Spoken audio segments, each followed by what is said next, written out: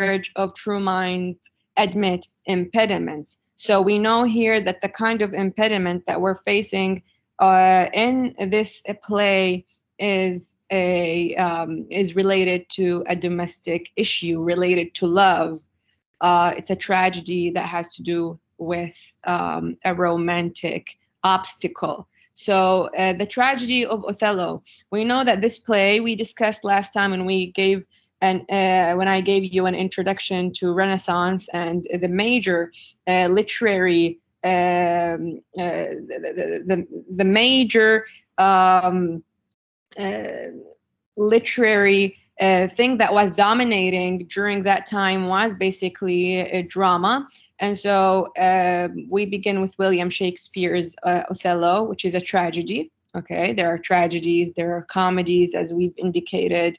There are different genres when it comes to literature, especially this kind of literature. So the tragedy of Othello, the Moor of Venice. A tragedy generally, of course, has a sad ending. It is marked by the death of a great or a noble person. So we already know, I mean, it's not going to be shocking or surprising or a spoiler that Othello is going to die at the end, because it's a tragedy, and a tragedy always ends with the death of the protagonist. Othello here is the main character. He's a tragic hero. So we said the main hero in a tragedy is called a tragic hero. We said last time that the setting of Othello begins in Venice, and then in Act 2 we move to Cyprus. And we said that Venice was a great center, the epicenter, if you may, of civilization, and a locus of wealth that was at the heart of a commercial enterprise. And so when you are such a city that is very important in terms of commerce and trade, as we've indicated, how Italy was one of the forerunners who where we can detect the beginning of change and modernity that was kicking into gear, that started in Italy. And we said Florence was one of the very few places where that started, but also Venice, like I said, it was commercially speaking, was very important, and they had to be reliant on military strength in order for them to keep themselves protected from other empires.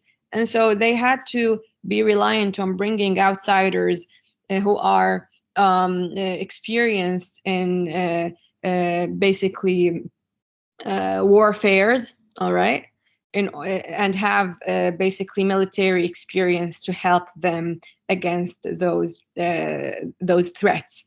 And so, like I said, in Act 2, we move, the action of the play moves to Cyprus, and it just stays there. And of course, Cyprus is an outpost for them, and it's basically under a lot of threat of the Ottoman Empire. And we said in real life, actually, Cyprus gets lost to the Ottomans. So Othello, our hero in the play, he is an outsider. He is not from Venice. He is not from Italy. He's a Moor. What does the word Moor mean? Because that's a word that is very important for our purposes, that indicates or marks this man, Othello, as an outsider. A Moor basically refers to a person who is a Muslim, probably, an inhabitant of North Africa, probably Morocco, Algeria, it can be Sicily, Malta, or Spain. So at least we know that he comes from somewhere in North Africa, even if it's not very specific, and we don't exactly know. He's also a Muslim, or probably was a Muslim. We really don't know about his current status in the play. So by the time that this man appeared on stage, Othello, we know that there was a whole tradition of African characters who were called Moors in Elizabethan drama. So the word Moor was not a strange word for this audience, okay?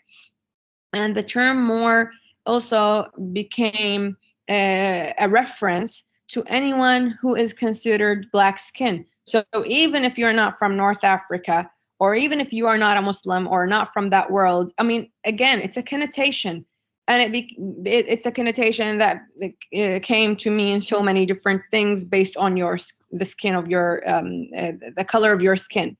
So they also used it just to indicate that a person is a Muslim.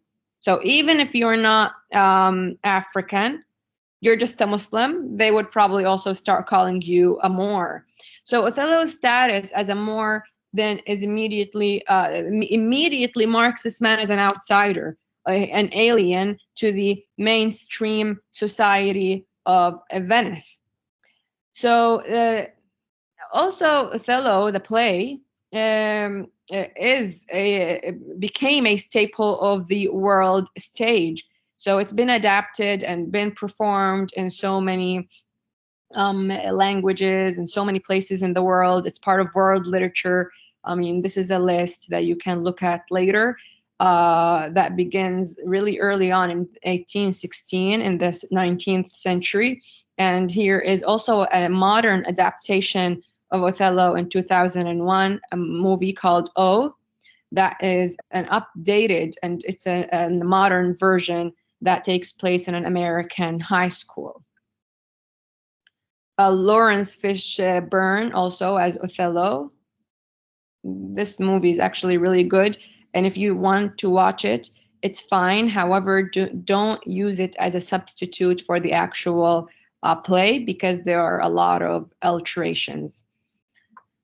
All right, so the beginning of the play, when the play begins, it begins in Act 1, Scene 1.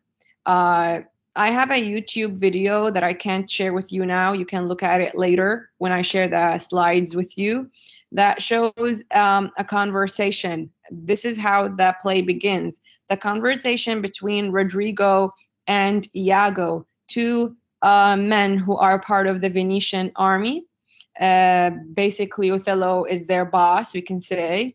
And like I said, Iago is speaking to Rodrigo. He's addressing him, he's angry that some promotion, that he's been passed over for a promotion, and he's angry. He feels humiliated. And when he's addressing Rodrigo, we can sense that this man is blunt. He's impolite, and he speaks to Rodrigo in terms of feeling that he's entitled to do so, that Rodrigo belongs to a more inferior rank. And so we can note the use when you're reading the first act of thou and you, and it indicates that someone is more superior than the other. Now, Iago's tone when he's speaking about his boss, Othello, is very sarcastic. He mocks him, he's disrespectful. And as an audience, when you are, you're aware that this is a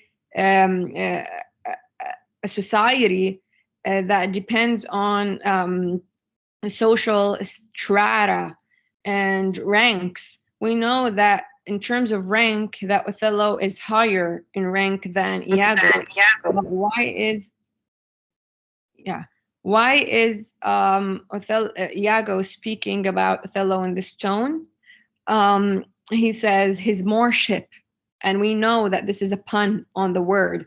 The word, for example, when we say lordship, okay, it's to indicate a status of a person that, like, who is more superior. So when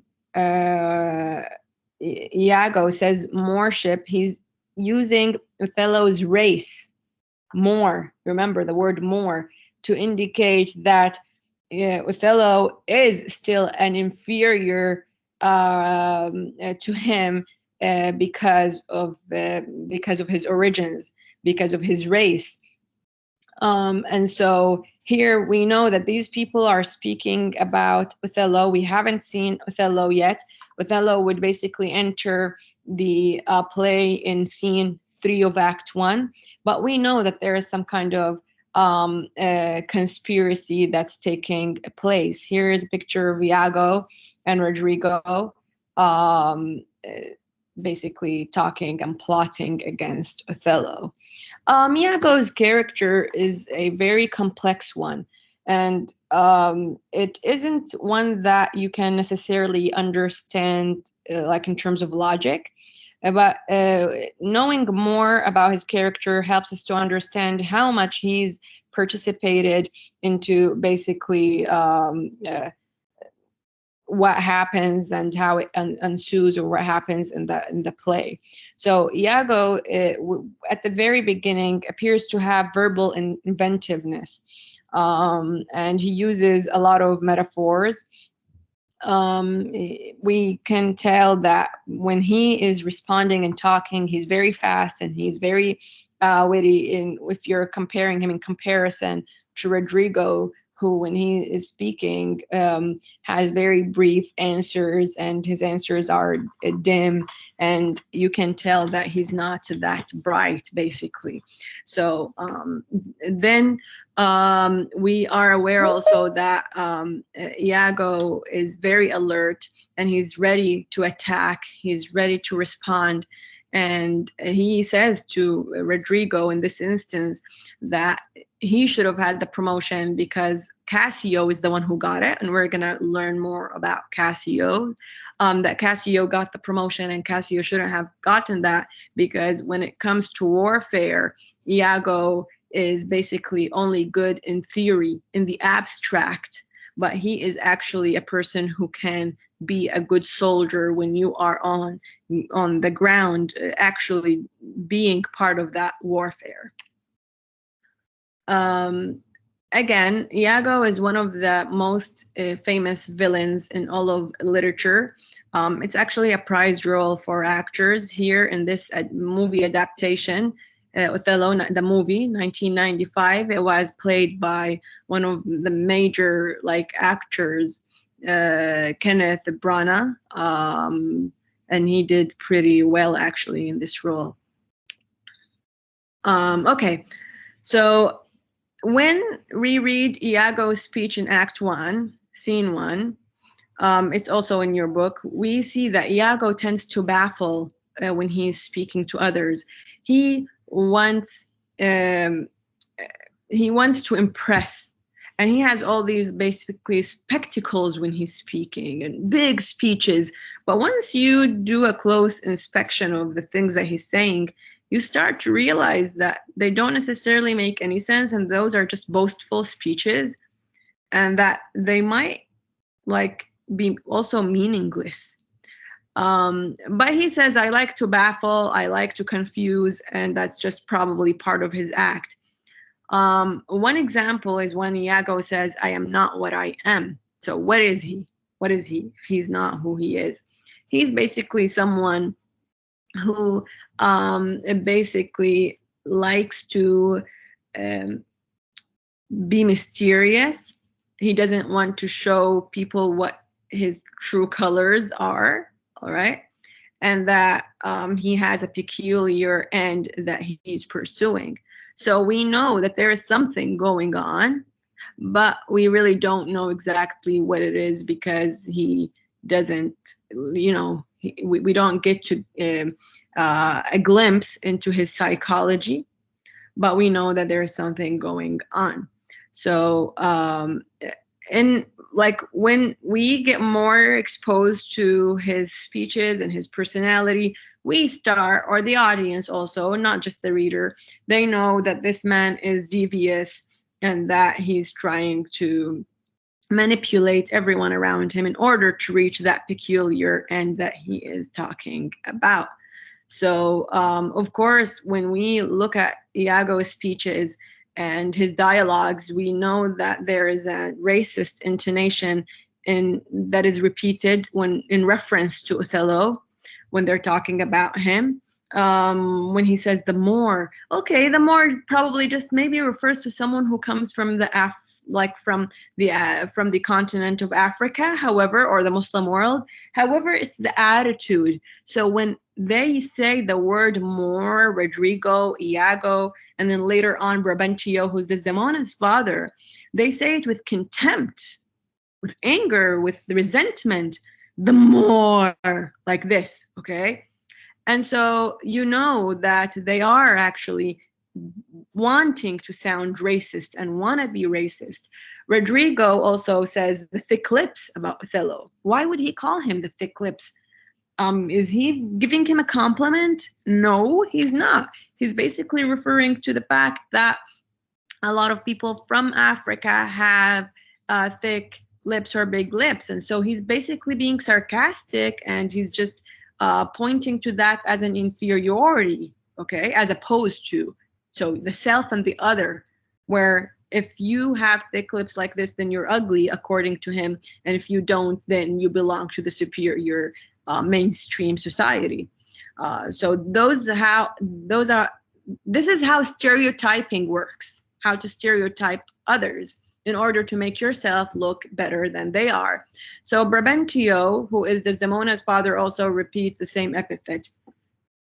Again, William Shakespeare is a great master of figurative language. What is a figurative language and what is a figure of speech? So it is a language that is used in a non-literal way, all right? So you don't literally mean what is being said or written. It's just used in order to achieve a more subtle, if you're trying to be subtle, or to heighten the effect that you want from the thing that you're saying. An example is when Iago says, I wear my heart on my sleeve. But how can you wear your heart? Like you take your heart outside of your body and put it on your sleeve so people can see it? If you take it on a literal level, it's nonsense. It's nonsensical. It doesn't mean anything. But if you are actually saying, I wear my heart on my sleeve figuratively, which is a figure of speech, which is basically a metaphor, it means you're a person with an open nature, that your heart is there in front of everyone. Your emotions are openly expressed in front of people, and you have nothing to hide. No, you don't have any hidden intentions. And that takes us back to Iago being so weird, because he contradicts himself. He's a man who's filled with contradictions. And you should never take what Iago says at what basically at a face value. What he says means nothing. What he says to us, the audience, is basically doesn't necessarily mean anything. So we know he's a devious man, that he's a liar also, and he just says things in order to get the effect that he is looking for in the moment that he basically does. And of course, now Shakespeare is a master of figurative language, but we talked about this in the introduction. We said that drama was prosperous and was really big at the time of Queen Elizabeth and the Renaissance. And so it was called the Age of Drama. And because it was marked by that cultural development in terms of literature or the literary development. But there were also other masters of that language, and we're gonna learn this when we move to our second play. And so it wasn't uncommon to use that figurative language. It was very common. Shakespeare, most of his plays are mostly written in blank verse. Blank verse is an unrhymed iambic pentameter. It was pioneered by Christopher Marlowe.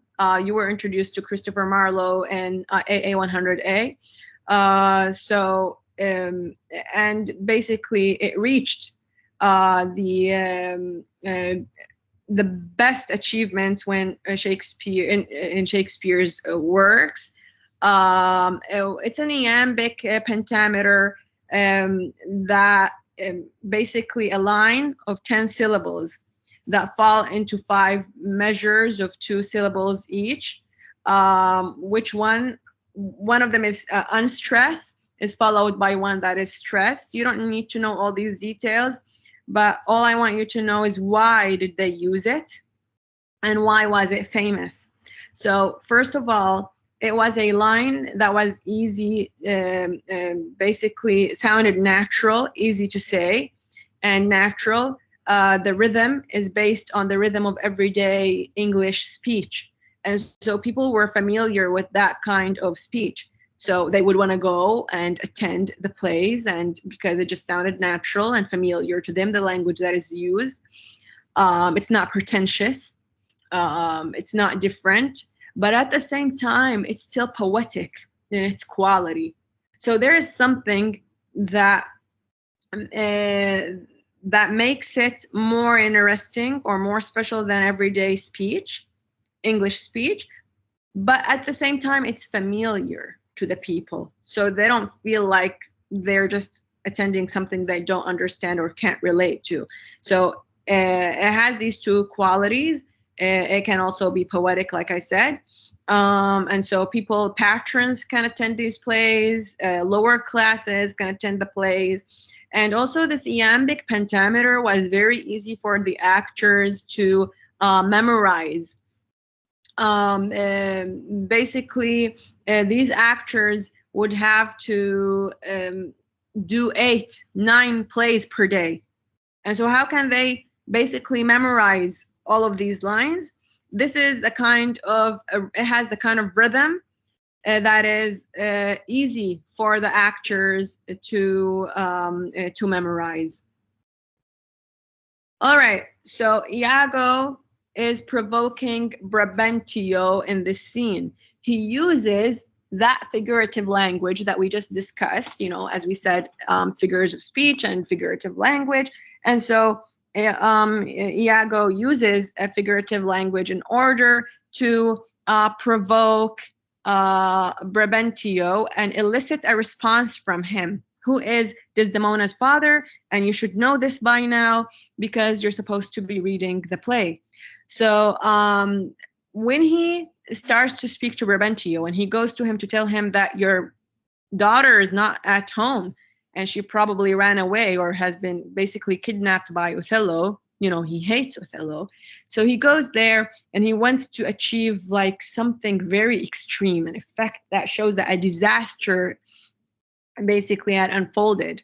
He says, an old black ram is tapping your white ewe.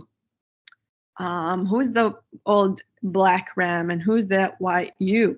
Basically, Othello is the black ram. So here the ram, the word ram, black sheep, okay? It's associated with lust and sexual potency. It's a metaphor. Anyone around that time, in Shakespeare's time, know that the word ram is associated with that. So he's trying to indicate that there is something about this man that's abnormal. And why is he abnormal in terms of his sexuality and his lust? He's basically like an animal, all right? Because of his race. So he's emphasizing the race in order to say because it's an old black ram. And then his age. So he's referring to Othello as old.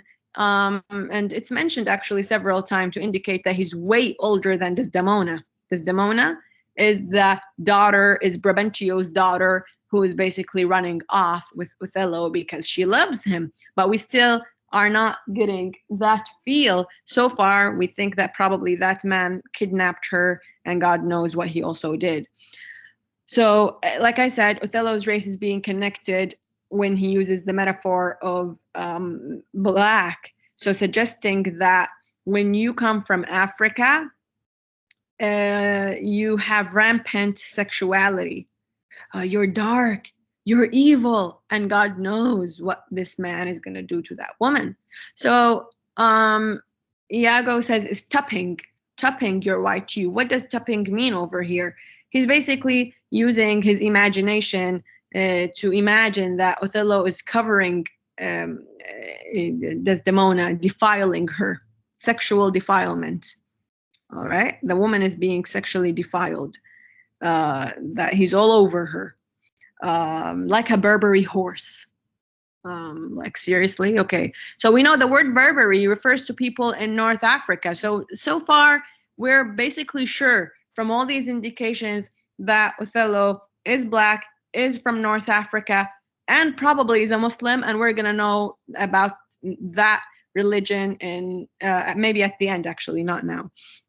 So also Iago, if we learn more about him and his character, we know that he is cynical about love. He doesn't take it seriously, he questions it, and he doesn't believe in it in general. Now, when it comes to Othello, if he wants to emphasize how disgusting it is to be in love and his views on love, his he becomes more explicit in thinking of love as sexual, and especially when he's speaking about Othello. Why? Because he intermixes it with racism and defilement. So it's impossible for him to look at someone like Othello and think that this type of love is romantic, it's platonic, it's normal, it's natural. No, no, no, no. Whenever he has Othello in his mind, he's thinking of Othello's blackness, of Othello's race. He right away jumps into those very heightened, basically racist connotations of how the love, in terms of Othello being there, is going to be basically some kind of defilement. So, but again, when he consistently represents love in that way, he believes that love is basically not romantic, it's just basically animal lust. And again, when you have racial hatred taken to an extreme, then the image that's going to surface is going to be a very violent one. Brabantio is Desdemona's father, like I mentioned. And so let's look at him from a feminist lens of basically 20th century, probably here, not even 21st century, feminist issues. So when he thinks of his daughter, he thinks of her as a maiden, never bold. He says Desdemona is this very good girl who would never do anything like this, as in basically to run away with a man. So there must be some kind of witchcraft that robbed my daughter from me. Now, witchcraft, again, that's another racist connotation where a lot of people connect people of Africa to witchcraft and magic, all right, and all those dark things. So Brabantio, of course, he's a senator. He's a big figure in the Venetian society, but we see that he's also a comic buffoon. He's hilarious. He's stupid. He cannot use logic, and he doesn't even know his own daughter. All right. So like his own kid, he doesn't even know her. So he believes that the only way that his daughter is gone is that she probably was kidnapped, or some kind of witchcraft had befallen her, or whatever like that happened to her is not something of her own agency. So he strips his daughter of any agency. And when he thinks about her, he like someone robbing his daughter from him. Like, is she like some kind of bag of rice or some kind of possession that he has that is stolen from him? So again, it suggests something about women that you need to be cognizant of over here. And then also later on, when we're studying The Duchess of Malfi by John Webster, women during this time, and before this time was probably even worse, during the medieval times, were thought of as something that you own, suggesting an ownership, that a father owns his daughter, and after she's married, that ownership is transferred to the husband. All right. So a woman is always subservient. First of all, you're subservient to your parents, your dad, and then you're subservient to your husband. So you're always relegated in terms of class. A woman, whether you are from a landed aristocracy, I mean, we're not even talking about peasants here. We're only talking about landed aristocracy, by the way. Because peasants are not even thought of as people, by the way. So they don't even figure here at all. So we don't care about them. I mean, we care about them as people, but they are not the focus in these plays, of course. So Othello enters Act 1, scene 2. He Okay, we're all basically waiting for Othello to show up. Everyone is talking about him. He's stealing and kidnapping a woman. He's passing the promotion to Cassio. What's going on with this man? He comes in, he starts to speak. His words are brief. He's very eloquent when he's speaking. It suggests that this is a man of seriousness, a man of dignity, a man of authority. Remember, he is the head of the Venetian army, you guys. He's the the boss. But why are these people not respecting him? We talked about a lot of possibilities. So he's not even that same beast that Rodrigo and Iago were talking about. So as the audience are following along and listening to all these speeches, they know for sure that there's some kind of conspiracy, that these people are plotting against this man. If you actually even compare Iago's language to Othello's language, definitely we know that Iago's language is coarse and vulgar and not actually Othello. When Othello starts to speak, he says, "My services." So Othello hears that there are people talking about him in the background. There's some kind of something going on. So he says, "Shall my services that I do for Venice shall out-tongue his complaints. Whoever is complaining about me, I don't care about it. I'm not even going to address it, because basically action speaks louder than words." That's basically what he's saying. All right. So again, he's using a metaphor here, because this is the language that they use. He says, when it comes to my origins, that everyone is speculating and talking about, I am actually from a royal family in Africa, basically. But I'm not going to boast. I will not talk about myself. And that's all I'm going to say, is that I actually come from a noble family.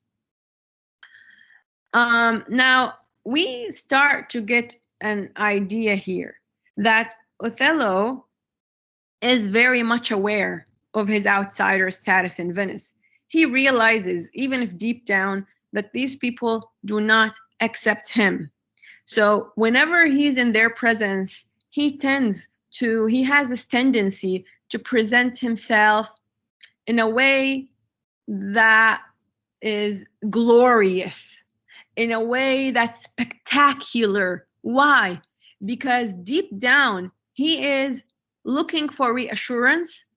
Deep down, he's insecure and he is looking for people to accept him. And so when he is not sure how the people are going to receive him, he tends to give basically the best that he has in terms of speech, in terms of the way he handles situations, because he wants to prove himself. Although he's a great soldier, but why does he feel the need to get that reassurance? Why does he have those basically insecurities? It's because of those people around him. He knows deep down that they do not accept him. So we get, of course, right away, we get introduced to the love theme, which is the main theme in this play. We know that Othello loves Desdemona, and that what Iago said is nonsensical. This is not a matter of defilement. And we start to know more and more from the way that he describes this woman in his language and the way he talks about her, that this is a man who's daring, a man with a large scope and imagination. I mean, he is, at the end of the day, a man of the sea. He's a soldier. He's a man who's used to being in the outside world. He's not a man who's just sitting around the house and fighting with domestic issues and just sitting around doing nothing. So he's a man of the nature, of the desert, of the mountains, and those are the elements that he basically identifies with. And so we see right away that his language it has sharp contrast with those characters around him, especially even Iago. And so you can see the characteristic rhetoric that he uses. It gives an impression of space and vastness. Like I said, a man with great scope and a big imagination. Now, Othello's language, of course, is filled with figurative language. He's actually the master in the play. He's the main hero. I mean, if you have a protagonist, then he is the one who's going to be endowed with all this amazing language. So if Iago knows a little bit of figures of speech and a little bit of basically literary language, Othello is going to be the master of that because he's the exotic figure. He's the outsider. He's the one that's emphasized. So he says, I do love Desdemona. So he's faced here with the situation with the Duke, with everyone around him who is questioning his intentions regarding Desdemona. And he says, I actually love this woman. For no, Iago, I want you to know that I love the gentle Desdemona. I would not my unhoused free condition put into circumscription and confine for the sea's worth. Wow, this is a man who is actually sacrificing. We are having a complete contrast of what Iago just said about him and Desdemona. He says, I am actually sacrificing my free life, my freedom for the sake of Desdemona. I am devoted to this woman. I love her. And that's why, because of this love, I am willing to put my freedom at risk. So his freedom here is precarious. It's at risk. At what? Being confined. Because he's not a man who's used to be sitting around in the domestic world, having a household, having a wife, having like to be among other people in the mainstream society. He doesn't like that. He's a man of nature. He's a man of the sea. He says, if someone gives him the sea's worth, all the riches of the world, he wouldn't substitute his free condition. But he is willing to do that for the sake of Desdemona. So this is a man who's willing to give up some of his freedom in order to be married to this woman. So completely contrasting the image that Iago gave earlier about this man. Like I said, in literature, the sea, and basically Venice and Italy is surrounded by sea. Their entire commercial enterprise and military strength depends on the sea. So a sea during that time is frequently used as an image of power, freedom, but also what? Danger. All right? Whenever Othello compares himself or describes himself with, he uses imagery of the sea. Like I said, Venice is connected and linked intimately to the sea.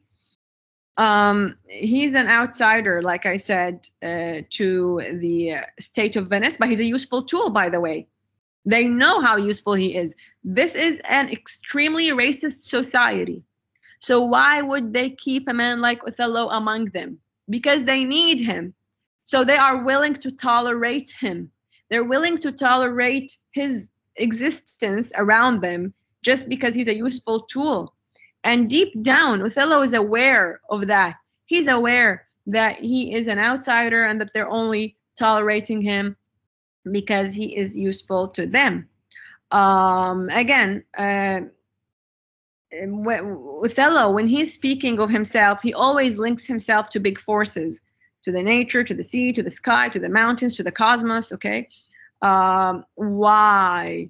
Because it basically shows you an image of greatness, an image that's away from civilization and modernity.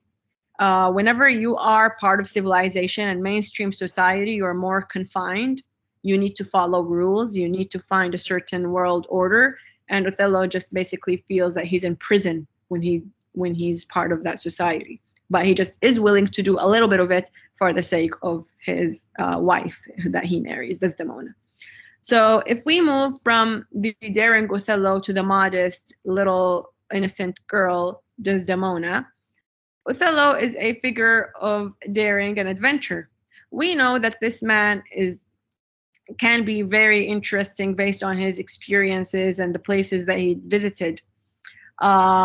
His language is also very exotic, and it's like basically it makes you understand that this man has been in a lot of places. This man has seen a lot, and so Desdemona is a maiden never bold, according to her father, which is the epitome of feminine modesty. A maiden, she's a virgin.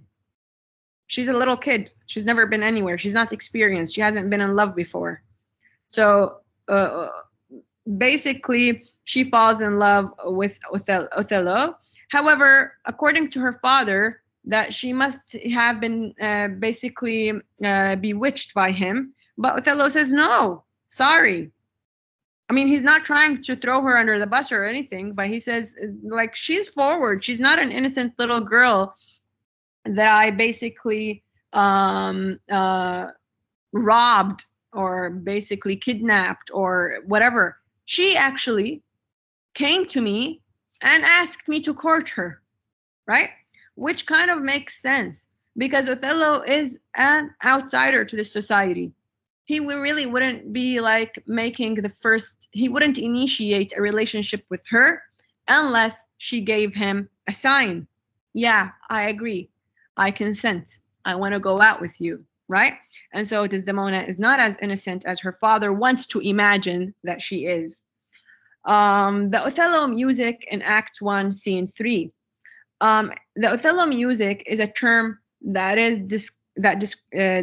describes Othello's characteristic, heroic, and poetic mode of speech. Whenever he's speaking, that's all part of the Othello music, you guys. But it's not only Othello's speeches, it's the overall poetry that happens in the play. So, I mean, we know that Iago earlier said that he's a man that lacks eloquence, but that is not true. So when they are all gathering and Othello wants to defend himself, he begins by saying, "Rude am I in my speech." So he's giving us a disclaimer, a very modest disclaimer that just a reminder, you guys, I am a soldier. I am not accustomed to domestic matters and issues. So I might say something wrong, but please never mind it. It is not going to be intentional. So this man is so polite that he even begins with a disclaimer. I lack experience in this domestic world. And of course, we're going to learn later on as the play unfolds that this fact that he's inexperienced in the domestic world is going to have very fatal consequences to his life, to her life, to their entire marriage. It's going to turn into a whole disaster. So when Othello is defending himself and talking about himself, we see all the connotations that he's using of the cosmic comparisons. His language is so huge and like eloquent, and we can see the difference between him and the other people. Basically, there's a disparity in terms of language between Othello and the people around him. Even the Duke, all right, who is supposedly like a man of power and man of eloquence, he switches to prose. The only person who speaks in poetry the entire time during this play is Othello. He's the only one who never switches to prose. All right, and of course that is something that William Shakespeare intended in order to emphasize and to highlight our main hero. There's a Shakespearean, very known Shakespearean scholar called G. Wilson Knight, who coined the term the Othello music. Back in 1930, when he referred to the grand poetry of this play. But also, it was so again, like I said, it is not only the Othello's speeches, it's also to convey effectively a romantic aura around Othello. So here we know that Shakespeare is exoticizing Othello. So this man is an exotic figure because he's an outsider. And generally, exoticizing the other is a very major tendency that basically has been used historically to mark off the people of the East or the Middle East and Africa from a mainstream society of the West, to exoticize them. That they're probably savages, but they're also at the same time interesting. There's something alluring about them, that sexual allure, that something around them is basically interesting. So Othello is here being exoticized. Desdemona, Desdemona's role is considered a very historic role. Why? Because during Shakespeare's time, all roles, basically female and male, were on stage played by male actors. So if there is a female character, it would be played by a man.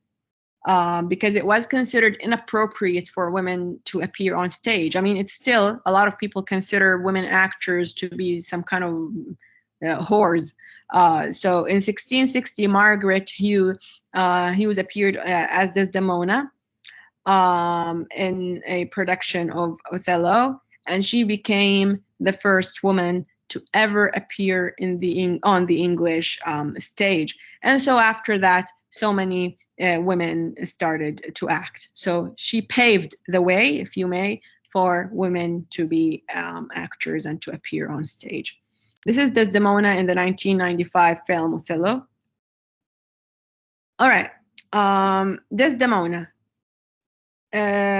What do we know about her? Is she a maiden, never bold? She speaks now about her fascination with Othello, about her love to him. She says, she swore in faith it was strange, was passing strange, was pitiful, was wondrous pitiful. She wished she had not heard it, yet she wished that heaven had made her such a man. So we have a woman in love here who's totally fascinated by this exotic stranger. I mean, it's natural. A woman who's never left her society, a woman who never goes anywhere. She meets this man, she encounters this man who's been all over the world, and he's different. He's not from her society. He's exciting. He's different. So she was attracted to him, and she basically says, I will follow him and go with him wherever he goes. He's my husband, and that's it. Okay?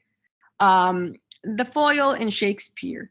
When it comes to Shakespearean plays, we always have characters that are paired, okay? Pairing characters. And in this play, in Othello, we have Iago and Othello are a pair. They are foils for one another. It's basically impossible to imagine the play without Iago, and it's also impossible to imagine the play without Othello. They complement each other. And even when it came to staging the play, when the actors played the roles, they would switch. They would alternate. So sometimes the actor who's Othello becomes Iago, and the one who's Iago becomes Othello. Okay, and so they are in tune. They are two characters that are in tune, that they complement each other. And we're going to see that as the play basically progresses. We're going to see how these two are very important for one another. Especially that Iago sometimes serves as Othello's alter ego. Now, Brabantio's warning to Othello will echo throughout what follows. He said about her, she has deceived her father, and may thee. She will deceive you the same way she deceived her father. Iago's language in the final section of this act represents a major contrast to what was referred to earlier as the Othello music. And we already said Iago is very vulgar. He's the opposite of eloquent. So it expresses a kind of egotism from the hero's more colloquial language, which is prose, okay? And when he talks about love, he talks about it in terms as gross, as basic. He says merely love is merely a lust of the blood and a permission of the will. I mean, that's what we said about him. He doesn't even believe. He's cynical about love and what love may represent. How Act Scene 3 ends.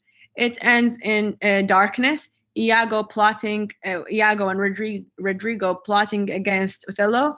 Iago is saying, "Put money in thy purse," repeatedly.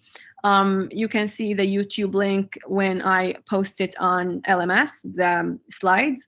And we know that these men are plotting against Othello. So the stage, always and always, you guys, the last scene in the first act always prepares, in a tragedy, always has the stage prepared and set for the tragedy that will follow. Again, then we are introduced to Iago's first soliloquy. What is a soliloquy? You can also listen to it from here when you click on it, when you have access to the slides on LMS. It's a speech. However, it's not any speech. A soliloquy is a speech that reveals the true intentions of a character.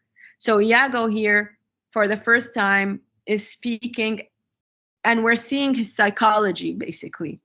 He's revealing his motivations and what his plan with Rodrigo is going to be against Cassio and Othello, and that he intends to use Cassio to bring Othello down. He's filled with hate. He's filled with resentment. He's a really petty man. Iago exposes his hatred here to Othello, and he says, "I will use Othello's free and open nature in order to bring him down, and I will use Cassio's smooth appearance against him." And so, like I said here, we start to sympathize with Othello, and we also start to be fascinated by Iago's maneuvers. We know this man is evil, but we still appreciate how devious he is, what a great actor he is. And so a lot of critics talked about his complicated character, and one of the most famous critics of this play, a Romantic poet, Samuel Taylor Coleridge, and he's also a Shakespearean scholar, he invented a phrase to describe Iago's behavior. He said Iago's behavior can be called the motive hunting of a motiveless malignity. So basically, it means, the word malignity means just pure destructive desire to harm, to hurt others. That basically has no motive. His true motive really is not clear. It is not really because he's been passed over for a promotion. It is not because something happened and he felt resentful. He's just resentful, period. That is it. He even hates Cassio. And not because Cassio got the promotion. He just basically hates people, all right? He says, basically, at some point, Iago says that Cassio's daily beauty makes him want to get him murdered. I'm like, why, you psycho? You know? So, yeah. Like I said, one of the things that we're also learning about the Iago, that he's a devious manipulator. He's a Machiavel. The word Machiavel. He's willing to do anything to reach his end. So he constructs all these plots against people. He knows that this can be really harmful. He doesn't care. He doesn't budge. He doesn't have moral awareness. He doesn't care about anybody. And then the irony is when he uses the word honest, right? And we're going to see this actually in the echo scene, all right? So he's supposed to be trustworthy, and he's basically Othello's right hand, and he's none of these. Here is the conclusion for this chapter. So hopefully by the end of reading the most of the play, you would have to be aware of all of these. All right, guys, we're going to discuss part 3 next time.